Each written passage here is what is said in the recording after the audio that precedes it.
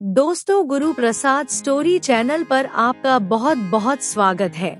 Video शुरू करने से पहले कृपया आप मेरे चैनल को सब्सक्राइब जरूर करें और साथ में बेल आइकन को भी दबा दें ताकि मेरे नए वीडियो का नोटिफिकेशन आपको मिल जाए।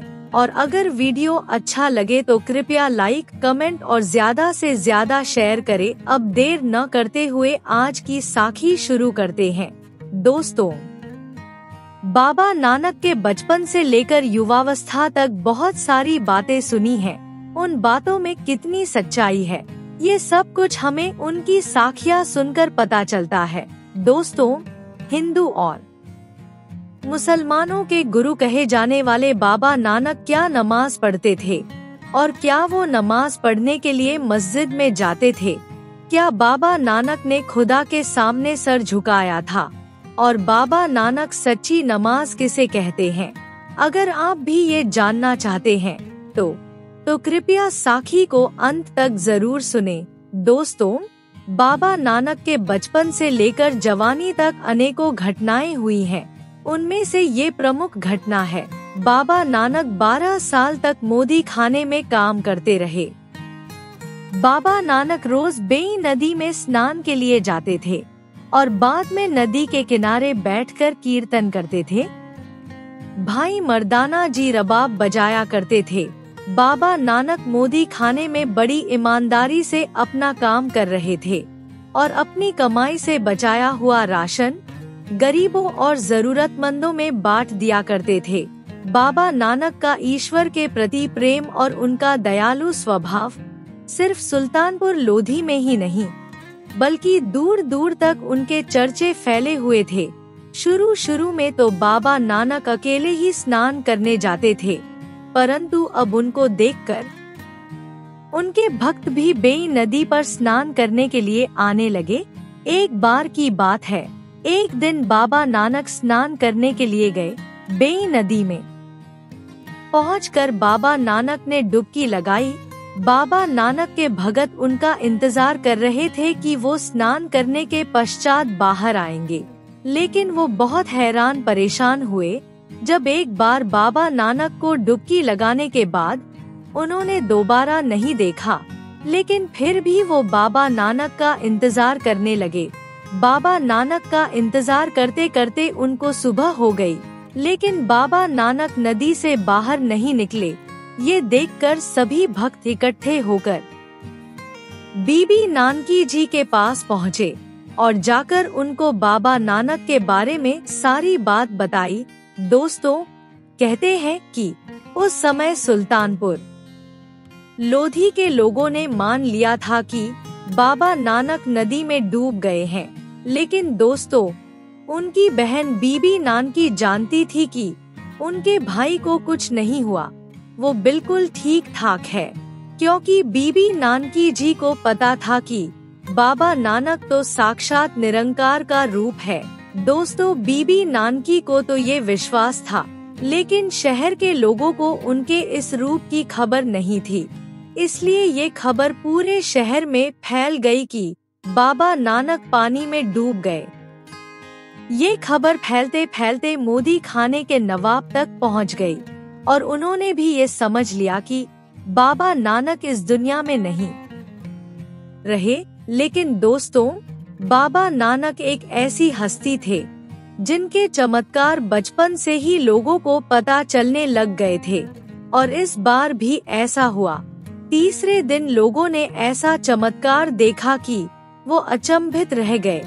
उन्होंने देखा कि बाबा नानक बेई नदी से बाहर निकले और बाहर आते ही मूल मंत्र का उच्चारण करने लगे और साथ में ये भी कहने लगे कि ना कोई हिंदू ना कोई मुसलमान। सुल्तानपुर लोधी के लोग बाबा नानक को जिंदा देखकर आश्चर्यचकित हो गए थे और सोचने लगे कि अगर कोई आम इंसान होता तो वो 3 दिन नदी में रहकर वापस आ ही नहीं सकता था, क्योंकि आम इंसान तो ज्यादा से ज्यादा 2-3 मिनट ही पानी में जिंदा रह सकता है। इसलिए उन लोगों को समझते हुए देर ना लगी कि बाबा नानक तो साक्षात निरंकार का रूप है, ईश्वर का रूप है। बाबा नानक के जीवित होने की खबर की चर्चा पूरे सुल्तानपुर लोधी में होने लगी और ये खबर फैलते फैलते मोदी खाने के नवाब तक भी पहुंची कि बाबा नानक मिल गए हैं। और वो नदी से बाहर आते ही ये बोल रहे हैं कि ना कोई हिंदू है और ना कोई मुसलमान है। ये बात सुनकर नवाब ने एक आदमी को बाबा नानक के पास भेजा और कहा कि उन्हें मेरे पास बुला कर लाओ। जब नौकर ने जाकर बाबा नानक से कहा कि आपको नवाब साहिब ने बुलाया है, तो बाबा नानक ने उससे कहा, अब मैं सिर्फ एक निरंकार का नौकर हूँ, उस ईश्वर का नौकर हूँ और किसी का नहीं। आज से मोदी खान की नौकरी मैंने छोड़ दी है। जब नौकरों ने बाबा नानक के मुख से ये बात सुनी तो जाकर सारी बात नवाब को बताई। नवाब ने नौकरों को समझाकर दोबारा बाबा नानक के पास भेजा और कहा कि वो बाबा नानक को मालिक के तौर पर नहीं बल्कि एक दोस्त के नाते मिलना चाहते हैं। जब बाबा नानक ने नवाब की ये बात सुनी तो वो उनसे मिलने चले गए। जब बाबा नानक वहाँ पहुँचे तो सुल्तानपुर लोधी का काजी भी वहाँ पर बैठा हुआ था।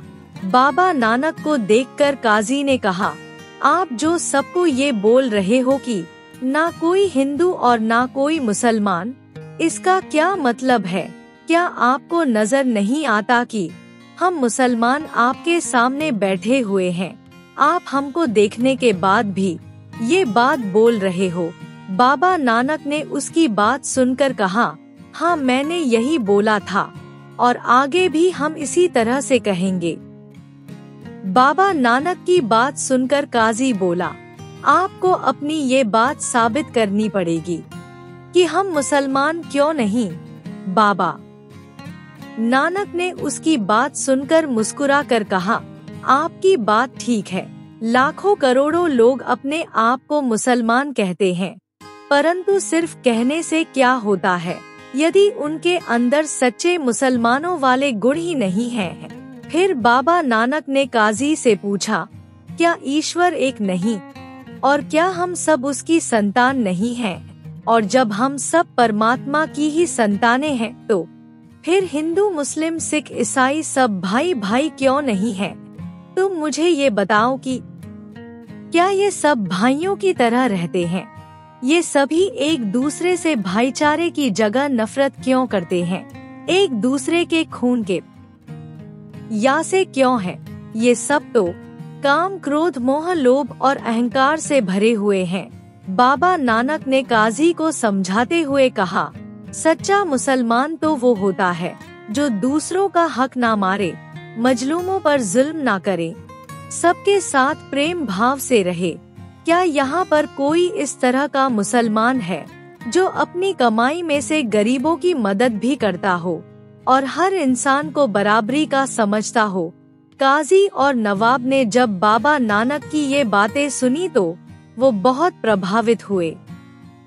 तब उन दोनों ने श्रद्धा से बाबा नानक के आगे सर झुकाया और कहा, हे बाबा नानक, आप धन्य हो। आपने तो आज हमें हमारी हकीकत से सामना करवा दिया। दोस्तों, इतिहास में दर्ज है कि उसके बाद बाबा नानक ने मोदी खाने की नौकरी छोड़ दी थी और सारा हिसाब किताब खत्म करके आजाद हो गए। उसके बाद बाबा नानक सारा दिन अपनी मर्जी से बिताने लगे। वो सारा समय ईश्वर का गुणगान करते थे, उनका कीर्तन करते थे। उधर नवाब को देखकर काजी बाबा नानक के चरणों में झुक तो गया था, लेकिन पर उसके मन में अभी भी संशय था। इसी वजह से एक दिन काजी ने नवाब से कहा, बाबा नानक कहते हैं कि ना कोई हिंदू है और ना कोई मुसलमान है। अगर उन्हें दोनों धर्मों में कोई फर्क दिखाई नहीं देता तो फिर आप उन्हें कहे कि एक बार हमारे साथ आकर मस्जिद में नमाज पढ़े। नवाब भी काजी की बातों में आ गया। उन्होंने बाबा नानक को खबर भिजवाई और कहा कि आज आप हमारे साथ चलकर मस्जिद में नमाज पढ़े। बाबा नानक ने जब उनकी ये बात सुनी तो वो मन ही मन मुस्करा दिए और मस्जिद में चले गए। बाबा नानक कभी भी ऐसे नहीं जाते थे। जब उन्होंने किसी को समझाना या सही रास्ता दिखाना होता था, वो तभी वहाँ पर पहुँचते थे। बाबा नानक की हर यात्रा में, हर बात में कोई ना कोई राज जरूर होता था। मस्जिद में नवाब और काजी पहले से ही बाबा नानक का इंतजार कर रहे थे। जब नमाज का समय हुआ तो काजी और नवाब नमाज के नियमों के मुताबिक नमाज पढ़ते रहे, लेकिन बाबा नानक ना तो नीचे बैठे और ना ही उन्होंने सर झुकाया। वो चुपचाप खड़े रहे। जब सभी लोगों ने नमाज खत्म की तो काजी और नवाब नाराज होकर बाबा नानक से बोले, अपने यहाँ पर आकर भी हमारे साथ नमाज क्यों नहीं पढ़ी? इसका मतलब साफ है कि आप हिंदू और मुसलमानों में फर्क समझते हो, उन्हें अलग अलग समझते हैं। यदि आप दोनों धर्मों में अंतर ना समझते होते तो आज आप हमारे साथ नमाज जरूर पढ़ते। बाबा नानक उनकी बात सुनकर मुस्कुराने लगे और फिर गंभीर स्वर में बोले, मैं यहाँ पर नमाज किसके साथ पढ़ता? फिर बाबा नानक ने काजी की तरफ देखकर कहा, काजी साहब, आप तो यहाँ पर थे ही नहीं। काजी ने जब बाबा नानक की ये बात सुनी तो हैरान होकर बोला, आप किस तरह की बात कर रहे हैं? मैं तो यहीं पर था, आपके सामने ही था और नमाज भी आपके सामने ही पढ़ रहा था और नवाब साहब भी यहीं पर थे और इस बात के यहाँ पर सभी गवाह भी हैं। बाबा नानक ने उनकी बात सुनकर मुस्कुराते हुए कहा, हाँ, इस बात से तो मैं मना नहीं कर रहा। मैं इस बात को बिल्कुल मानता हूँ कि शारीरिक रूप से आप दोनों यहीं पर थे और आप नमाज के समय आप झुकते और उठते भी रहे हो, परंतु आपका मन यहाँ पर नहीं था। आपका मन कहीं और था। आपका मन तो आपके घर में घूम रहा था, क्योंकि आपके घोड़े ने आज एक नवजात बच्चे को जन्म दिया था। आपका मन तो उस बच्चे में लगा हुआ था और आप सोच रहे थे कि छोटा सा बच्चा कहीं घूमते घूमते कुएं में ना गिर जाए। इसलिए जब आप मन से यहाँ पर थे ही नहीं तो फिर मैं आपके साथ नमाज किस तरह पढ़ता? बाबा नानक के मुख से जब काजी ने ये बातें सुनी तो वो आश्चर्यचकित रह गया और शर्मिंदा भी बहुत हुआ और फिर बोला, आपने बिल्कुल सच कहा है। मैं सिर्फ शारीरिक रूप में ही यहाँ था, लेकिन मेरा मन सच में घर में ही था। लेकिन अगर आपके कहने के अनुसार मैं यहाँ नहीं भी था तो क्या हुआ? आप नवाब साहब के साथ नमाज पढ़ लेते। बाबा नानक उसकी बात सुनकर मुस्कुराते हुए बोले, नवाब साहब भी नमाज के समय यहाँ पर कब थे? नवाब साहब तो हिंदुस्तान से बाहर काबुल में घोड़े खरीदने गए हुए थे। अब तुम ही बताओ, जब नवाब साहब काबुल पहुँचे हुए थे तो फिर भला मैं नमाज उनके साथ कैसे पढ़ता? बाबा नानक की बात सुनकर जब काजी ने नवाब की तरफ देखा तो नवाब ने भी शर्मिंदगी की वजह से अपना सर नीचे झुका लिया और आंखें नीची करके बोला, बाबा जी, आपने तो ये बात बिल्कुल सच कही है और अब मैं समझ गया हूँ कि आप कोई आम इंसान नहीं हैं, बल्कि कोई ईश्वर का अवतार हो, कोई देवता पुरुष हो। इस तरह अंदर की बातें तो कोई पैगंबर ही जान सकता है और आज आपकी बातें सुनकर हमारी आंखें खुल गई हैं। बाबा नानक से ये बातें बोलकर नवाब उनके चरणों में गिर पड़ा और उनसे माफी मांगने लगा और कहने लगा कि हमसे बहुत बड़ी भूल हो गई। हम लोग अज्ञानी हैं और अज्ञानवश आपको पहचान नहीं पाए। जब बाबा नानक के आगे नवाब झुक गया तो काजी भला क्या चीज था? काजी भी आकर बाबा नानक के चरणों में बैठ गया। फिर वो दोनों हाथ जोड़कर बोला, हे मेरे मालिक, हे मेरे मुर्शीद, कृपा करके आप हमें ये समझाएं कि सच्ची नमाज क्या है और वो कैसे अदा करते हैं और हम अपने मन को कैसे शांत करें। कृपया इन सभी बातों पर रोशनी डालें। बाबा नानक ने उनकी बात सुनकर कहा, सच्ची नमाज तभी पढ़ी जा सकती है जब हम अल्लाह को अपने सामने हाजिर नाजिर समझे और अपने मन को शांत करके उनके चरणों में रख दें। दिखावे की नमाज पढ़ने का कोई फायदा नहीं, वो पढ़ी या ना पढ़ी एक बराबर है, उसका कोई फायदा नहीं होता। हम एकांत में ही अल्लाह के साथ अपना ध्यान जोड़ सकते हैं और उसको प्राप्त कर सकते हैं। यही सबसे सच्ची और पवित्र नमाज है। बाबा नानक उनको यह सारी बातें समझाकर मस्जिद से चले गए। दोस्तों, बाबा नानक की इस सुंदर साखी से हमें ये शिक्षा मिलती है कि जब तक हम परमात्मा की सच्ची भक्ति नहीं करेंगे, तब तक भक्ति करने का कोई लाभ नहीं। अगर भक्ति करने के समय हमारा मन ही यहाँ पर नहीं है, तो हम उस भक्ति से कुछ नहीं हासिल कर सकते। इसलिए अगर परमात्मा को पाना चाहते हैं, तो सबसे पहले अपने मन को काबू करना होगा। अगर हमारा मन काबू में होगा तो ही हम परमात्मा को पा सकते हैं। और मन को काबू करने के लिए साधु संतों ने एक ही उपाय बताया है, और वो है भजन सुमरन। हम भजन सुमरन से ही मन को काबू में कर सकते हैं। इसलिए हमें ज्यादा से ज्यादा समय भजन सुमरन में लगाना चाहिए। भजन सुमरन से मन में टिकाव आएगा। जब टिकाव आएगा तो परमात्मा अपने आप ही आ जाएगा।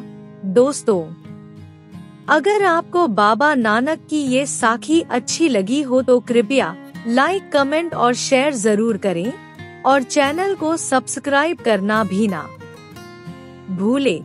इतने कम समय में आपने जो इतना प्यार दिया है, उसके लिए आपका बहुत बहुत धन्यवाद। वाहेगुरु जी का खालसा, वाहेगुरु जी की फतेह।